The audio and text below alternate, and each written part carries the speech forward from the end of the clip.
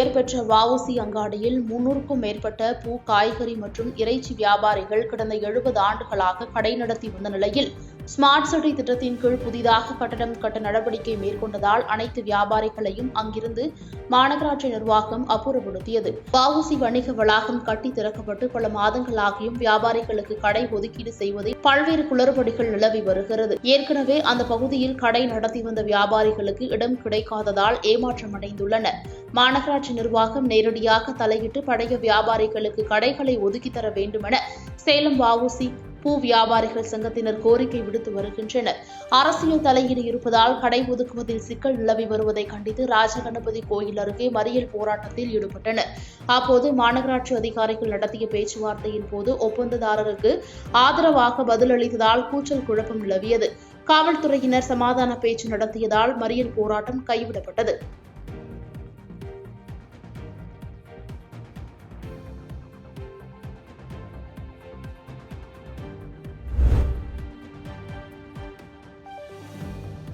பழைய ஓய்வூதிய திட்டத்தை மீண்டும் கொண்டுவர வேண்டும், காலி பணியிடங்களை நிரப்ப வேண்டும் என்பது உள்ளிட்ட பல்வேறு கோரிக்கைகளை வலியுறுத்தி தமிழ்நாடு முழுவதும் வருவாய்த்துறை ஊழியர்கள் காலவரையற்ற வேலை நிறுத்த போராட்டத்தில் ஈடுபட்டு வருகின்றனர். இந்நிலையில் விருதுநகர் மாவட்டம் அருப்புக்கோட்டை வட்டாட்சியர் அலுவலகத்தில் வருவாய்த்துறை அலுவலர்கள் மற்றும் ஊழியர்கள் போராட்டம் காரணமாக அலுவலகம் வெறிச்சோடி காணப்பட்டது.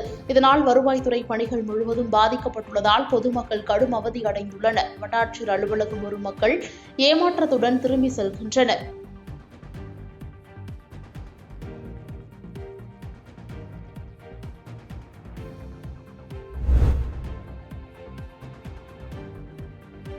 நாமக்கல் மாவட்டம் எலச்சிபாளையம் ஒன்றியத்திற்குட்பட்ட கோக்கலை கிராமத்தில் செயல்பட்டு வரும் PA ராஜா கல் குவாரிக்கு சட்டவிரோதமாக அனுமதி அளிக்கப்பட்டிருப்பதாக அப்பகுதி மக்கள் மாவட்ட ஆட்சியர் அலுவலகத்தில் கடந்த வாரம் போராட்டம் நடத்தினர்.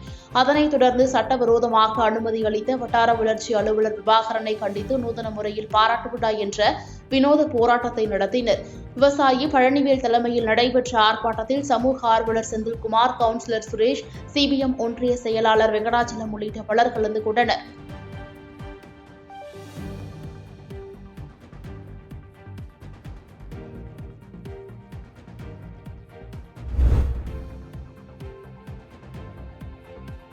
மீனவர் சிறை விதிப்பை கண்டித்தும் இலங்கை சிறையில் உள்ள தமிழக மீனவர்கள் 5 பேரை விடுதலை செய்ய நடவடிக்கை எடுக்காமல் மெத்தனமாக இருக்கும் மத்திய அரசை கண்டித்தும் தமிழக காங்கிரஸ் கட்சியினர் பாம்பன் கடலில் இறங்கி மனித சங்கிலி போராட்டத்தில் ஈடுபட்டனர். அகில இந்திய மீனவர் காங்கிரஸ் தலைவர் ஆம்ஸ்ட்ராங் பெர்னாண்டோ தலைமை வகித்தார். MP விஜயவசந்த், MLA கருமாணிக்கம் ஆகியோர் முன்னிலை வகித்தனர். மாவட்ட பொறுப்புக்குழு உறுப்பினர்கள் ராஜாராம் பாண்டியன், தெய்வேந்திரன் உட்பட ஏராளமானோர் பங்கேற்றனர். மேலும் இலங்கை சிறையில் உள்ள தமிழக மீனவர்களின் 5 பேரின் குடும்பத்தினருக்கு மீனவர் காங்கிரஸ் சார்பில் நிவாரண நிதி பாம்பனில் வழங்கப்பட்டது.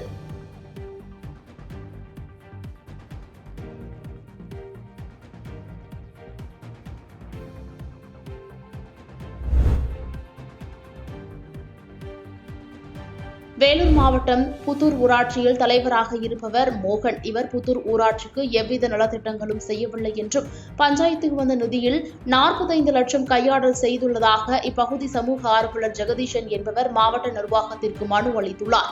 மனுவின் மீது நடவடிக்கை எடுக்கப்படும் என அதிகாரிகள் தரப்பில் கூறப்பட்டுள்ளது. ஆனால் பிற்பகல் வரை அதிகாரிகள் மற்றும் தலைவர் அலுவலகத்திற்கு வராமல் அலுவலகம் பூட்டப்பட்டுள்ளது. இதனை கண்டித்து ஊர் பொதுமக்கள் ஒன்று கூடி ஊராட்சி அலுவலகத்தை முற்றுகையிட்டு ஆர்ப்பாட்டத்தில் ஈடுபட்டதால் பரபரப்பு ஏற்பட்டது.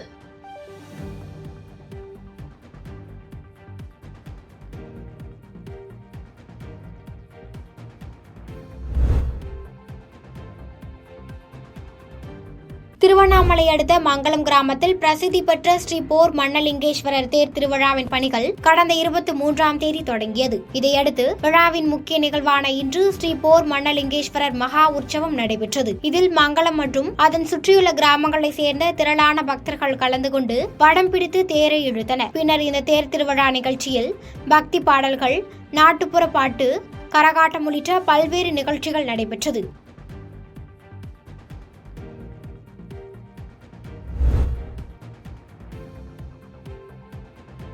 காஞ்சிபுரம் மாவட்டம் வளையக்கரணை ஊராட்சியில் 3 கிராமங்கள் அடங்கியுள்ளது. இங்கு ஊராட்சி மன்ற தலைவராக ராஜன் பதவி வகித்து வருகிறார். இந்நிலையில் ஊராட்சி மன்ற துணைத் தலைவராக துரைசாமி உள்ளார்.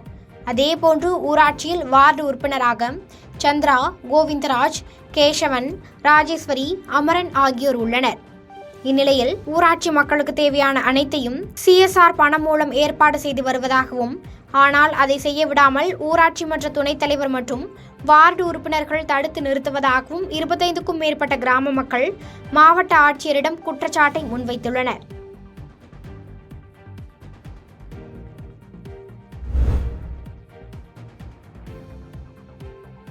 சென்னை அண்ணா சாலை மின்வாரிய தலைமை அலுவலகத்தில் மின்வாரிய ஒப்பந்த ஊழியர்களை பணி நிரந்தரம் செய்ய கோரி தமிழ்நாடு மின் ஊழியர் அமைப்பினர் சார்பாக 3000க்கும் மேற்பட்டோர் கண்டன ஆர்ப்பாட்டத்தில் ஈடுபட்டு வருகின்றனர்.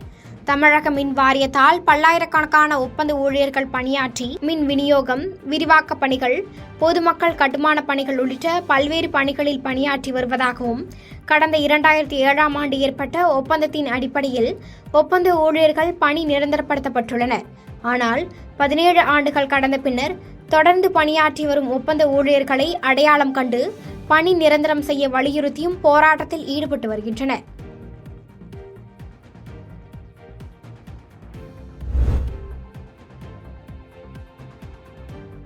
தேனி மாவட்டம் ஆண்டிப்பட்டி காமராஜர் பகுதியில் வசித்து வருபவர் ஓய்வு பெற்ற தணிக்கையாளர் முருகேசன். இவர் தனது மனைவியுடன் சென்னையில் உள்ள தனது மகளை பார்க்க சென்றுள்ளார். இந்நிலையில் நள்ளிரவில் வீட்டின் கதவை உடைத்து உள்ளே புகுந்த மர்ம நபர்கள் 19 சவரன் தங்க நகை, 100 கிராம் வெள்ளி உள்ளிட்ட பொருட்கள் மற்றும் ரொக்க பணம் 32,000 ஆகியவற்றை திருடி சென்றனர்.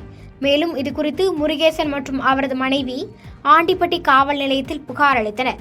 இதையடுத்து புகாரின் பேரில் சம்பவ இடத்திற்கு வந்த ஆண்டிப்பட்டி போலீசார் வழக்கு பதிவு செய்து மர்ம நபர்களை தேடி வருகின்றனர்.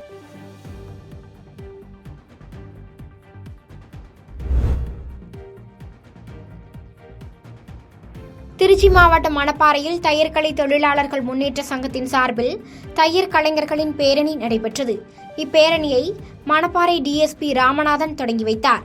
இப்பேரணியானது மாரியம்மன் கோவிலில் தொடங்கி முக்கிய சாலை வழியாக சென்று பூ மார்க்கெட் சங்க அலுவலகத்தை வந்தடைந்தது. பின்னர் சங்கம் அலுவலகம் முன்பு மாநில தலைவர் சீதாமலை சங்க கொடியை ஏற்றி வைத்தார். இதில் தையற்கடை உரிமையாளர்கள், ஊழியர்கள், மகளிர் தையர் கலைஞர்கள் உள்ளிட்ட 200க்கும் மேற்பட்டோர் கலந்து கொண்டனர். பாதகம் செய்பவரை கண்டால் நாம் பயங்கொள்ளலாகாது பாப்பா, மோதி மிதித்து விடு பாப்பா, அவர் முகத்தில் உமிழ்ந்து விடு பாப்பா. அண்மை செய்திகளை உடனுக்குடன் தெரிந்து கொள்ள இணைந்திருங்கள் இயம்நாடு தொலைக்காட்சியுடன்.